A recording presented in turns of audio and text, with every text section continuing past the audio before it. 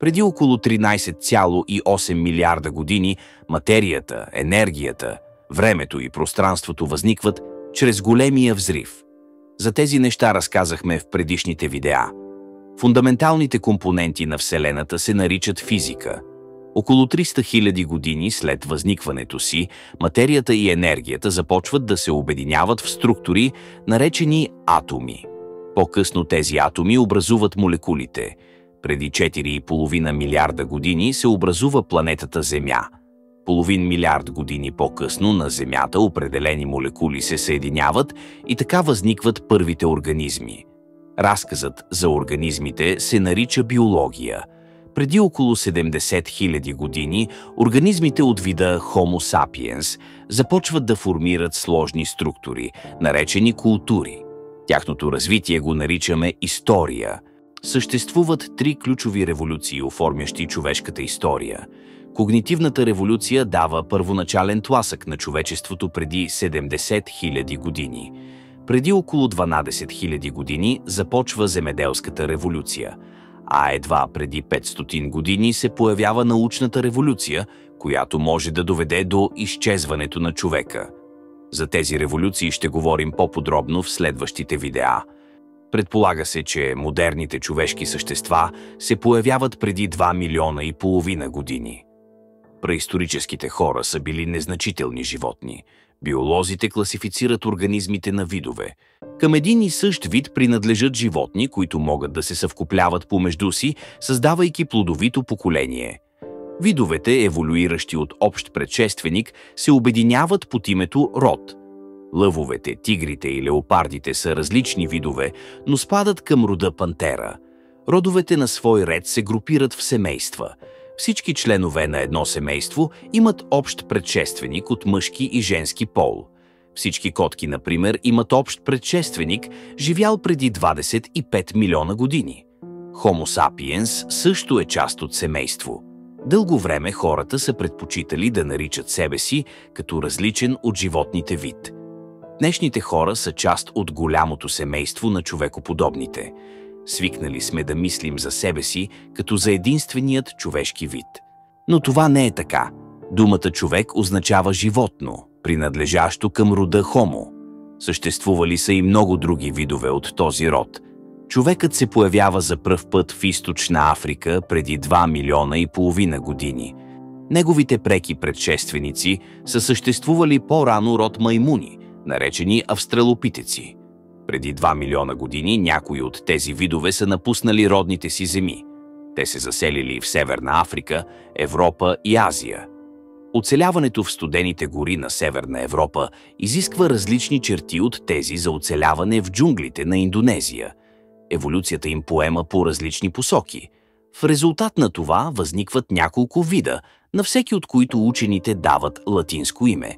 В Европа и Западна Азия се развива човекът от долината Неандер, който обикновено се нарича неандерталец. Неандерталците са по-мускулестите представители на рода Homo. Те са били добре адаптирани към студения климат на Западна Евразия по време на ледниковата епоха. По-източните райони на Азия са обитавани от Homo erectus.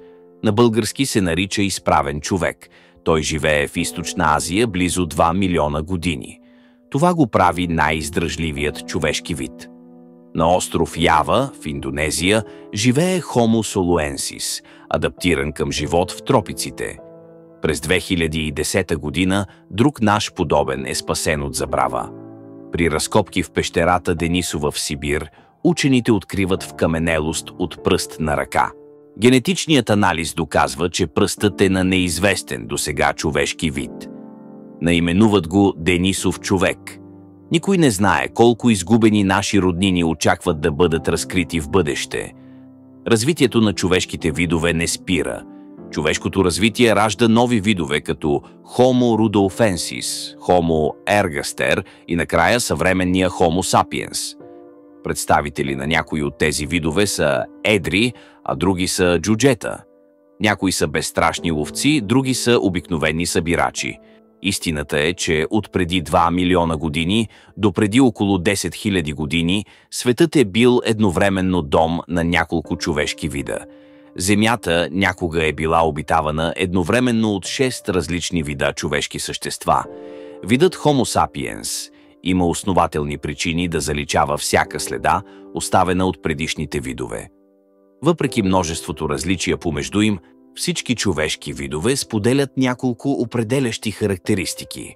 Те имат доста по-голям мозък от другите животински видове. Най-ранните представители на човешкия род, живяли преди 2,5 милиона години, имат мозък с обем около 600 кубични сантиметра. Модерният Homo sapiens има среден обем на мозъка между 1200 и 1400 кубични сантиметра. Неандерталските мозъци са още по-големи. Ние смятаме, че колкото едно нещо е повече, толкова е по-добре. Големият мозък изцежда много ресурси от тялото. Не е лесно той да бъде носен. При Homo sapiens мозъкът представлява около 2-3% от тялото. Той изразходва 25% от енергията му, когато е в покой. За разлика от това, мозъците на човекоподобните маймуни се нуждаят само от 8% от енергията. Древните хора плащат цената на големите си мозъци. Те прекарват повече време в търсене на храна и мускулите им атрофират. Например, шимпанзето не може да победи в спор разумния човек, но лесно може да го разкъса. Днес мозъците ни вършат добра работа. Ние можем да произвеждаме коли и оръжия, с които да се движим много по-бързо от шимпанзето и да го убиваме от разстояние. Но тези коли и оръжия ги има отскоро. В течение на 2 милиона години човешките невронни мрежи са нараствали. Ако оставим на страна изработването на ножове, човекът не е имал с какво да се защитава. Друга необикновена човешка черта е, че се движим изправени на 2 крака. В такова положение е по-лесно да наблюдаваме природата за врагове или плячка. Ръцете може да ги използваме за хвърляне на предмети или сигнализиране. Колкото повече неща могат да извършват ръцете, толкова повече успехи постигат притежателите им. Така еволюционният натиск довежда до нарастваща концентрация на нервни връзки, лесно функциониращи мускули в дланите и пръстите. Те са в състояние да създават сложни сечива. Първото свидетелство за изработването на такива сечива е от преди 2,5 милиона години. Придвижването в изправено положение има и своите недостатъци. Приспособяването към изправен вървеж е предизвикателство, особено когато скелетът трябва да носи твърде голям череп. Хората плащат за изправенето си ходене с болки в гърба. Смъртта по време на раждане се превръща в голяма заплаха за хората. При ранното раждане, когато размерът на главата е по-малък, дава възможност на жената да има повече деца. В сравнение с другите животни, децата на човека се раждат преждевременно. Повечето им жизнени системи не са добре развити. Човешките бебета са безпомощни и зависими в продължение на години от възрастните, които трябва да ги хранят и защитават. Тъй като човекът се ражда недоразвит, той подлежи в много голяма степен на образоване и социализиране в сравнение с всяко друго животно. Затова днес можем да направим децата си християни или мюсюлмани, капиталисти или социалисти, войнствени или миролюбиви. Милиони години хората ловували по-малки от тях животни и събирали храна. Преди 400 000 години някои човешки видове започнали да хващат по-едър дивеч. Важна стъпка по пътя към върха е овладяването на огъня. Преди 300 000 години Homo erectus и неандерталците разчитали на огъня. Те се добиват със сигурен източник на светлина и топлина. Ползват го като оръжие срещу хищните животни. Най-хубавото, което станало възможно благодарение на огъня, е готвенето. Храни като пшеница, ориз и картофи се превърнали в основни продукти. Термичната обработка премахва микробите. Сдъвкването и смилането става много по-лесно. Шимпанзето прекарва 5 часа на ден в дъвчене на храна. При човека това време било намалено само до 1 час. Също така готвенето дава възможност за по-разнообразно хранене. Дългите черва и големият мозък изразходват много енергия. С скъсяването на червата и редуцирането на консумация на енергия, термичната обработка открива пътя към масивния мозък. Повечето учени са убедени, че преди 150 000 години Източна Африка е населена от този вид, който изглеждал точно като нас. Благодарение на предимствата на огъня, те са имали по-малки предни зъби и масивен мозък като нашия. Преди 70 000 години Homo sapiens от Източна Африка се насочва към Арабския полуостров. Оттам бързо се разпространява в Евразия. Когато достига Арабия, по-голямата част от Евразия е вече населена от неандерталци. Какво се случва с тях? Има две противоположни теории. Първата е теорията за междувидовото кръстосване. Според нея, мигриращите представители на вида Homo sapiens от Африка се смесват с другите човешки видове. Когато Homo sapiens достига Средния изток и Европа, среща неандерталците. Те били по-мускулести и по-добре адаптирани към студения климат. Според теорията за междувидовото кръстосване, Homo sapiens прониква в земите на неандерталците и така започват да се образуват смесени двойки. Това довежда до сливането на двете групи. Ако това е така, днешните обитатели на Евразия са комбинация от двата вида. Същото става и в Източна Азия. Местният Homo erectus се смесва с Homo sapiens. Противоположната теория се нарича теория за заместването. Според нея Homo sapiens се различава от останалите видове по телесна структура и миризма. Между тях не е имало сексуално привличане. Homo sapiens, неандерталците и Homo erectus останали напълно отделени. Неандерталците и Homo erectus постепенно изчезнали или били избити. Така техните гени изчезнали заедно с тях. Според тази теория, Homo sapiens идва на мястото на всички останали човешки видове, без да се смесва с тях. Ако това е така, произходът на всички съвременни хора може да се свърже с Източна Африка от преди 70 000 години.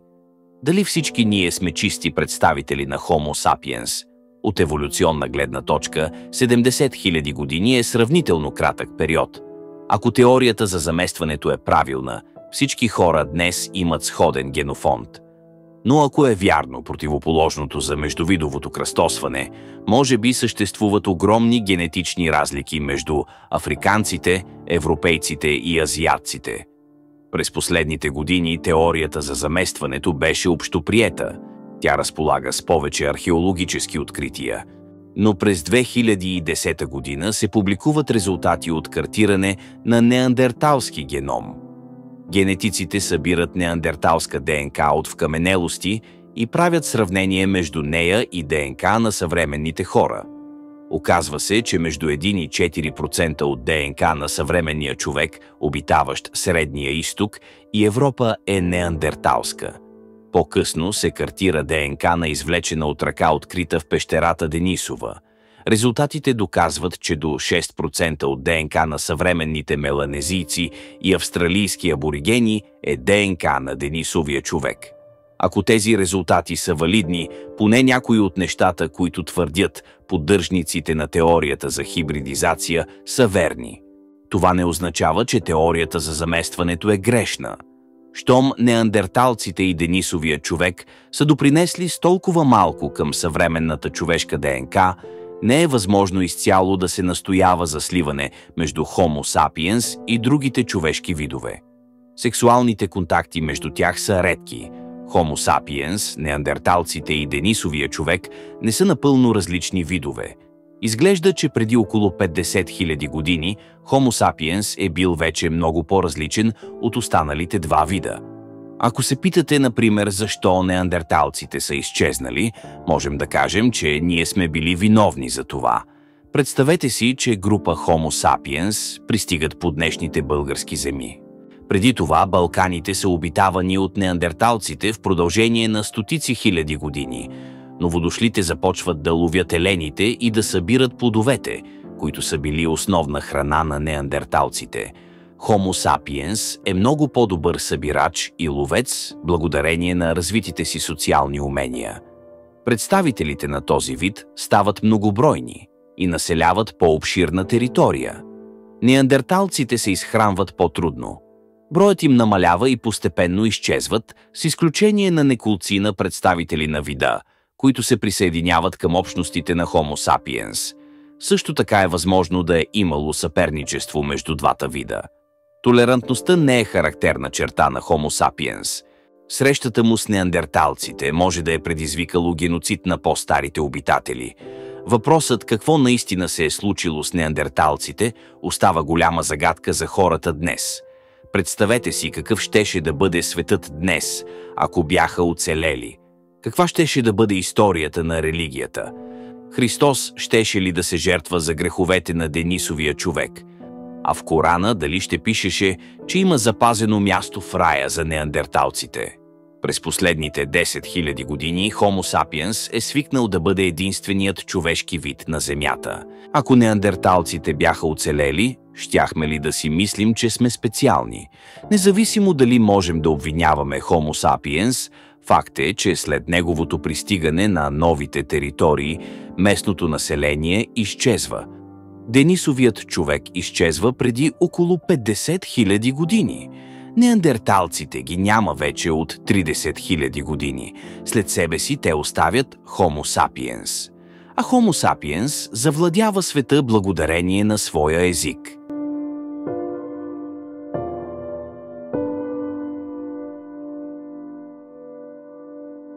Ако видеото ви е харесало, може да го харесате и да се абонирате за канала.